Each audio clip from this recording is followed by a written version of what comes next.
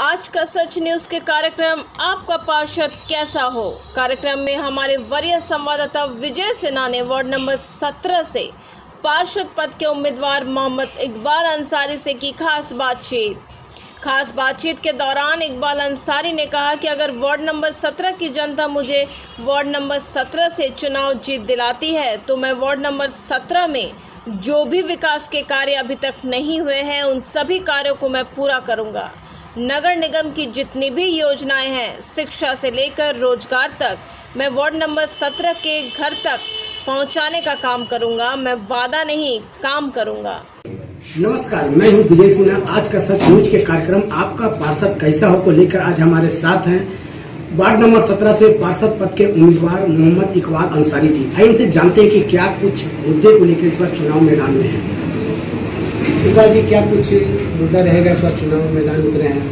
सबसे पहले तो आपका धन्यवाद। आपने मुझे मौका दिया बात को रखने के लिए, प्लेटफॉर्म दिया।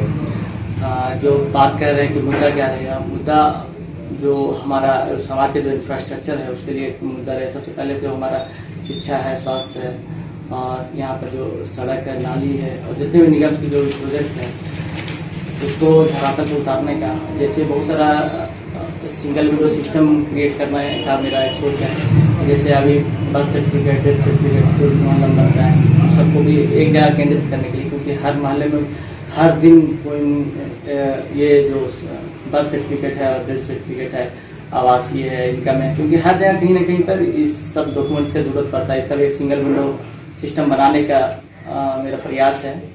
और यहाँ पर जितने भी जो खेल मैदान है उसको विकसित करने का है, क्योंकि जब तक आदमी उसका एक तो फिजिकल डेवलपमेंट किसी भी लोगों का, क्योंकि देखिए समाज में 3 तरह के लोग होते हैं। एक होता है बच्चे का तबका, एक होता है जवान, और एक बूढ़े का तबका होता है। तो हर तरह का डेवलपमेंट जरूरी है। शिक्षा के साथ साथ उसको एक क्रीड़ा मैदान अगर मिलेगा तो उसका फिजिकल डेवलपमेंट भी होगा। आप अभी देखिए, अभी जैसे ओलंपिक में ही है, तो ओलंपिक में आप देख रहे होंगे कि बहुत सारे लोगों ने हमारे देश का नाम पूरा दुनिया में फैला है। तो हमारा तो ओलंपिक का ऐसा नहीं कि अचानक से कोई मतलब ओलंपिक का मेडल ले आता है, उसके लिए स्टेप बाय स्टेप प्रोसीजर है। तो उसका भी मेरा प्रयास रहेगा कि एक क्रीड़ा मैदान का यहाँ पर हम विकसित करें। फिलहाल चुनाव मैदान में यहाँ पे 17 से क्या सबसे बड़ी समस्या क्या है? यहाँ का एक अभी सबसे बड़ी समस्या जो है वो ड्रेनेज का प्रॉब्लम है। यहाँ सड़क का बहुत सारा इलाका, बहुत सारे रोड, ब्रांच रोड्स ऐसे हैं जहाँ पे ड्रेनेज का बहुत बड़ा प्रॉब्लम है, सड़क का बहुत बड़ा प्रॉब्लम। अपना घर पहुँचने के लिए भी मतलब वो सही से पहुँच नहीं सकते हैं। एक यहाँ पे अनएम्प्लॉयमेंट है। जैसे हमारा निगम का बहुत सारा प्रोजेक्ट है जो जिसमें अनएम्प्लॉयमेंट को खत्म करने के लिए हुआ था। नेशनल अर्बन लिटरेसी मिशन का भी हुआ था, एनुअल का 2019 के सेशन में। अभी कैंप वगैरह भी लगा था, आपके जाकर के रोजगार कैंप लगा था निगम का। तो हम लोग के लोग यहाँ इससे अवेयर नहीं है। हमारे वार्ड में लगभग अवेयर नहीं है। उसके वजह से क्या होता है कि इसके रोजगार का जब कैंप लगता है तो उसमें हिस्सा नहीं ले सकते हैं। अभी निगम का ही सबसे ज्यादा हमको लगता है कि परसेंटेज आप देखें तो उसका एक अनएम्प्लॉयमेंट को कैसे एम्प्लॉयड किया जाए, उसके लिए निगम का एक बड़ा प्रोजेक्ट आता है शहरी रोजगार के लिए। तो उस पर भी हम लोगों का ध्यान नहीं रहता। हम लोगों का ध्यान लगभग, मैं किसी क्रिटिसाइज नहीं करना चाहता हूँ, लेकिन बात यह है कि लोग जानकारी के अभाव में सिर्फ सड़क और नाली तक ही सीमित रहते हैं। हमारा इलेक्ट्रिक पोल में सारे में लाइट लगा के नहीं, ESL का बहुत सारा कंप्लेंट्स है कि वो 48 आवर्स के अंदर नहीं सुनता है। हमारा मतलब डाइवर्सिफाइड होना चाहिए अपना माइंड भी, कि पूरा हर पोर्टफोलियो, इंटायर पोर्टफोलियो में सारा पोर्टफोलियो सही से वर्क करे। मेरे पोर्टफोलियो में जैसे जो आता है, चाहे वो इलेक्ट्रिकल डिपार्टमेंट से हो, चाहे वो ड्रेनेज का प्रॉब्लम हो, चाहे सिविल्स का हो, चाहे वो एजुकेशन का हो, हर सेक्टर में ध्यान देने की आवश्यकता है। और समाज जो बनता है वो हर सेक्टर पर ध्यान देने पर ही बनता है, क्योंकि आपके ऊपर जो रिप्रेजेंटेशन है वो आपके कम से कम 35 से 40 हजार लोगों का रिप्रेजेंटेशन होता है। जैसे हम देख रहे हैं कि अभी 11,000 साढ़े 11,000 वोट्स है यहाँ पे। तो वो वोट तो उन लोगों का है जिसका 18 से प्लस है उम्र, लेकिन 18 से कम है जो हर घर में 2-3 रहते हैं। तो आप अप्रोक्सीमेशन लगाइएगा तो 35 से 40 हजार लोगों का आप रिप्रेजेंटेशन करते हैं। तो उसका हर सेक्टर, जैसे आपका उसका कोई बच्चा है उसका स्वास्थ्य के लिए भी उसका ध्यान देना, उसका टीका समय पर लग नहीं रहा है, ये लग रहा है, कहाँ पे कैंप लग रहा है, कितने लोगों को परेशानी होती है अगर कोई स्वास्थ्य केंद्र नहीं है यहाँ पे। तो अब कोई उससे अगर कुछ ऊपर उठते हैं तो हमारे जो टीनेजर्स हैं, टीनेजर्स के भी उनका एजुकेशन के लिए ख्याल रखना है, क्योंकि अगर उनका एजुकेशन पे अभी से सही से फोकस नहीं होगा, जो भी सरकारी स्कूलें चलती है यहाँ पे, अगर पढ़ाई नहीं हो पा रहा वहाँ पे या फिर कोई प्रॉब्लम शिक्षा से जुड़ी हुई है तो उसको भी सॉर्ट आउट करना जरूरी है। ये भी रिप्रेजेंटेटर का काम है, क्योंकि MP MLA आकर के आपके ग्राउंड लेवल पर काम नहीं कर पाते हैं। उनका एक बड़ा एरिया है, बड़ा डोमेन में वो लोग काम करते हैं। ये पार्षद इसीलिए चुना जाता है कि वो एंड यूजर तक, आखिरी व्यक्ति तक उस सरकार की योजनाओं को पहुंचाए। और ये डायरेक्ट कोई भी आदमी MP MLA से जल्दी नहीं मिल सकता, लेकिन पार्षद से हर दिन मिल सकता है, अपने बातों को रख सकता है। तो मेरे हिसाब से हम ये नहीं कहते कि हमको वो चीज में कमी लगा, इसलिए हम इस बार मेरा पूरा खानदान में कोई इलेक्शन नहीं लगा। मेरा एक रुझान हुआ कि हम इस सेक्टर्स में भी लोगों का ध्यान दें। नई निगम में बहुत सारी योजनाएं हैं जिसको धरातल को उतारने के लिए एक वैसे लोगों को आगे आना चाहिए जो इसकी जानकारी रखते हैं। इनिशिएटिव तो किसी को लेना पड़ेगा। अगर हम लोग सिर्फ ऐसे ही छोड़ते चले आए कि नहीं, ये कुछ ही लोगों का काम है, तो पार्टिकुलर जो बाहुबली है, जो ज्यादा पैसा खर्चा करता है। वार्ड की जनता, ये वार्ड का चुनाव है जी, वार्ड की जनता इसलिए अपना नेता चुनते हैं, पार्षद चुनते हैं, ताकि उनका वार्ड का समस्या से निराकरण मिले। लेकिन 10 साल से वार्ड नंबर 17 में जो समस्या बना रहा है वो समस्या रहा है।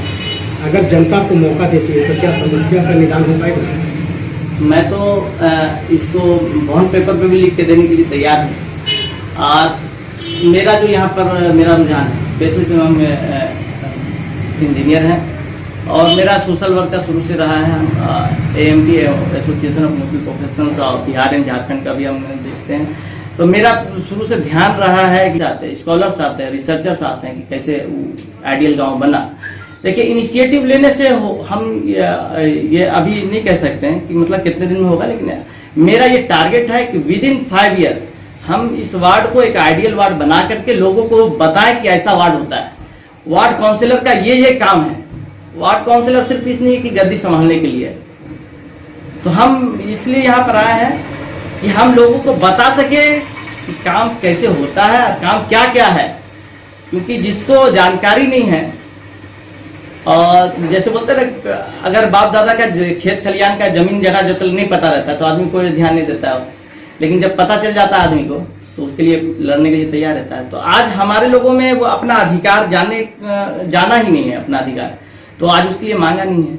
जब लोगों को अपना अधिकार पता चल जाएगा कि मेरा ये हक है, तो उसके लिए वो आवाज उठाएगा। और हम चाहते हैं कि लोग हम ज्यादा से ज्यादा हमसे सवाल करें, हम उसका जवाब दें हैं किसी भी चीज का। अगर हम सत्ता पे आते हैं तो मेरा पूरा प्रयास रहेगा कि जितनी भी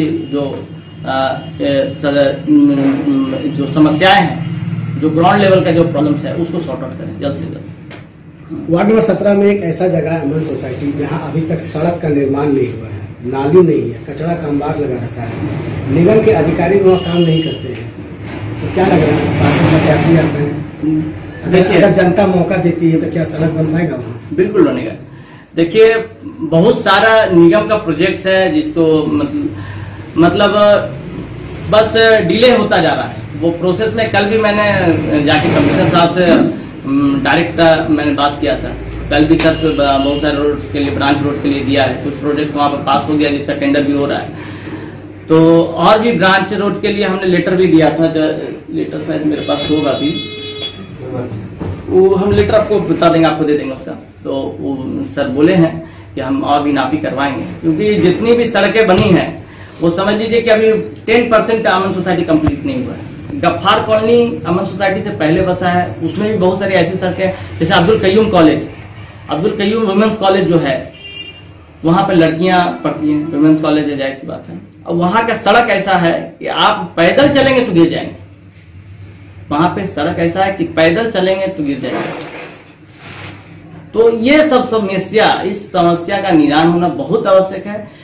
सारा पानी वहां पर, आखिर क्या कारण रहा है जो अभी तक समस्या का निदान नहीं हो पाया? कारण बहुत से चुनाव आते ही पार्षद प्रत्याशी लोग खड़ा होते हैं, चुनाव जीत जाते हैं, लंबे चौड़े वादे करते हैं, लेकिन चुनाव जीतने के बाद पूरा नहीं करते। क्या कहेंगे इसमें? देखिए, हमारे जो पूर्व पार्षद हैं अब इस दुनिया में नहीं है।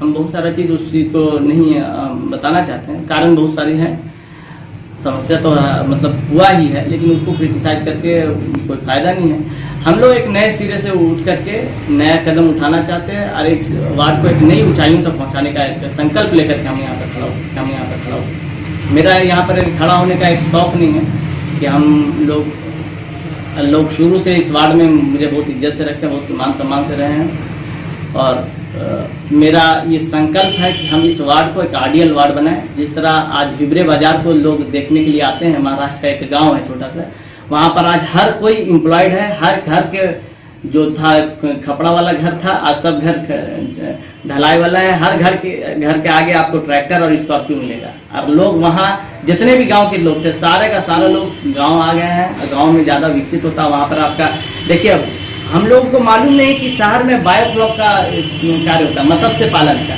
मत्स्य पालन एक बिजनेस है। ये भी निगम शहरी क्षेत्र में इतना योजना है सरकार का, मतलब हम लोग कभी ध्यान नहीं दिए। तो हम जब से लगे हैं, मेरा कोई हिस्ट्री नहीं था पॉलिटिक्स में, लेकिन 2018-19 में मेरा रुझान हुआ पॉलिटिक्स में आने का, तब से हम लगातार कितनी योजनाएं उस पर हम जानकारी रखें। उसका डिटेल्स में मेरे पास सारा है, वक्त आने पर सबको हम बताएंगे भी। तो मत्स्य पालन के लिए हम लोग यहाँ पर फॉर्म भी भरवाए थे।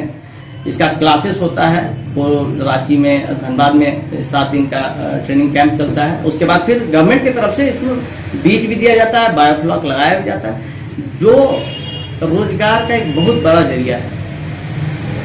लेकिन अक्सर देखा जाता है कि योजनाएं तो बहुत है, लेकिन धरातल पर नहीं पहुंच पाती। हाँ, सही लोगों के पास नहीं पहुंच पाती। जी, क्या कारण है? देखिए, सही लोगों तक नहीं पहुंच पाती है, एंड यूजर तक नहीं पहुंच पाती। वही कहना आपका भी है, मेरा भी कहना कि इस योजना को एंड यूजर तक पहुंचाने का संकल्प लेके हम आए हैं। क्योंकि हम यहाँ पे जो खड़े हुए हैं, ये एक मेरा शौक नहीं है और मेरा कोई ऐसा नहीं। हम यहाँ की समस्याओं को देख करके हम यहाँ खड़े हुए हैं और हम चाहते हैं कि इस समस्याओं को दूर करने का, मतलब जो लोग सोचते हैं कि बहुत टफ है, बार बार इस चीज को, ट्रेडिशनल पॉलिटिक्स को हम खत्म करना चाहते हैं। कि ट्रेडिशनल पॉलिटिक्स में के लिए हम नहीं आए और हम कोई ट्रेडिशनल नेता नहीं है। हम ऐसे बोले अब वो करेंगे, ये करेंगे, आप नहीं करें। हम जो चीज करेंगे हम उसी के लिए बोले हैं। हम यहाँ पे वेटरनिटी हॉस्पिटल्स के लिए बात कर रहे हैं। आपका हीरोपुर के वहाँ पर कुछ डॉक्टर के संपर्क में है, क्योंकि हर घर में कोई ना कोई आदमी चाहे गाय बकरी पालता है। उसके लिए भी हम प्रयासरत हैं कि अगर होगा तो ये रोजगार के जरिए एक, इसको बोलिए कि गरीब लोगों का एक ATM है। तो बहुत सारा चीज है, हम आपको इस डिटेल में उसको बता सकते हैं। सारा प्लानिंग है और ये सारा का सारा शहरी क्षेत्र के लिए। अगर वार्ड नंबर 17 की जनता का आपको आशीर्वाद मिला, सहयोग मिला और जीत जाते हैं, तो क्या वार्ड नंबर 17 की समस्या दूर हो पाएगा? ये तो आप मीन्स इसके लिए तो हम पेपर में लिख करके आपको बोले, ब्राउन पेपर में लिखने के लिए तैयार हैं। इस समस्या का निदान कैसे होगा, उसके लिए हम यहाँ पर आए हैं और हर तरह से हम अभी से लगे हुए हैं कि हम यहाँ पर कैसे कैसे परियोजनाओं को ला सकते हैं। अगर निगम में कुछ फंड करते हैं, अगर निगम में कुछ फंड का क्राइसिस है तो हम कहाँ से फंड अरेंज कर सकते हैं, कहाँ से फंड अराइज कर सकते हैं। हम सब का अभी से प्लानिंग किए हुए हैं, स्टेप बाय स्टेप। हम उसको हम वक्त आने पर लोगों को बताएंगे और बताते भी हैं। बहुत सारी चीज़ें हैं जिसको आपके कैमरे के सामने कहना मुश्किल है, और उसको हम भी कुछ अपना एक मंत्र रखें। वार्ड नंबर 17 से बहुत से प्रत्याशी खड़े हैं जी, वादे भी कर रहे हैं जी, पूर्व पार्षद का भी नाम उपयोग कर रहे हैं जी। क्या कहेंगे इसमें? पूर्व पार्षद का मेरे साथ भी बहुत अच्छा रहा है संबंध, और हम मेरा शुरू से जो भी हम फाइट किए हैं अपने एजुकेशन के लिए, हम एजुकेशन के लिए 2016-17 से हम लगातार लगे हुए हैं निगम का प्रोजेक्ट। तो हमने अब्दुल कॉलेज में वार्ड नंबर 17 के करीब 250-300 लोग सिर्फ वार्ड नंबर 17 के, बाकी हमने 800-900 लोगों को जो निगम का बहुत सारा परियोजना था, जैसे ब्यूटिशियन का क्लास आप लोगों को पता होगा चलता था, उसके बाद कंप्यूटर्स का और फिर इलेक्ट्रीशियन का जो चला था, सारा निगम का प्रोजेक्ट था। तो उसमें हम लोग 900 बच्चों को पढ़ाए, जिसमें 250 बच्चा हमारा वार्ड नंबर 17 का है। तो हम मेरा एक ये मानना है कि किसी भी समाज का डेवलपमेंट, किसी भी सोसाइटी का डेवलपमेंट उसका इंफ्रास्ट्रक्चर पर होता है। उसका इंफ्रास्ट्रक्चर आधारभूत संरचना वो हमारा आने वाला मुस्तकबिल वो तय जो करता है, कौन करता है, वो स्टूडेंट तय करता है।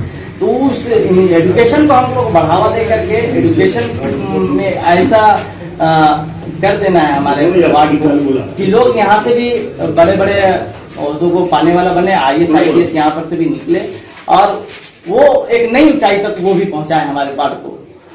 कि हम लोग हमेशा की शिकायत करते हैं इस चीज का कि हम लोग माइनॉरिटीज में बहुत पीछे हैं, तो उस चीज को भी कैसे गैप खत्म हो। हमारा पूरा इलाका आप देखिए तो A ब्लॉक से लेकर के इसमें 70% लोग मुस्लिम है, 30% हमारे भाई हैं, हम वतन भाई हैं।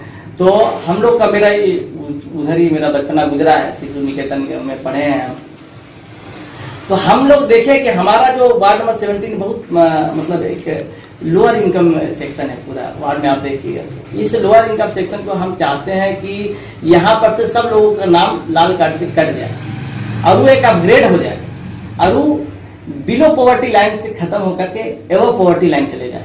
मेरा ये संकल्प है यहाँ हर घर में रोजगार पहुंचे, हर नौजवान रोजगार से जुड़ा हुआ हो और शिक्षा में जिस तरह का भी प्रॉब्लम्स आता है, चाहे वो एडमिशन से लेकर के या किताबों से लेकर, तो वो सब से लेकर के या किताबों से लेकर तो वो सब सॉर्ट आउट है। हम लोग अभी अब्दुल मौलाना आजाद स्कूल में एक स्टडी सर्किल भी चलवा रहे हैं। वहाँ पर कुछ किताबों का हम लोग योगदान करते हैं। वहाँ पर हम लोग बच्चों को एक हायर एजुकेशन के लिए मोटिवेट भी करते हैं।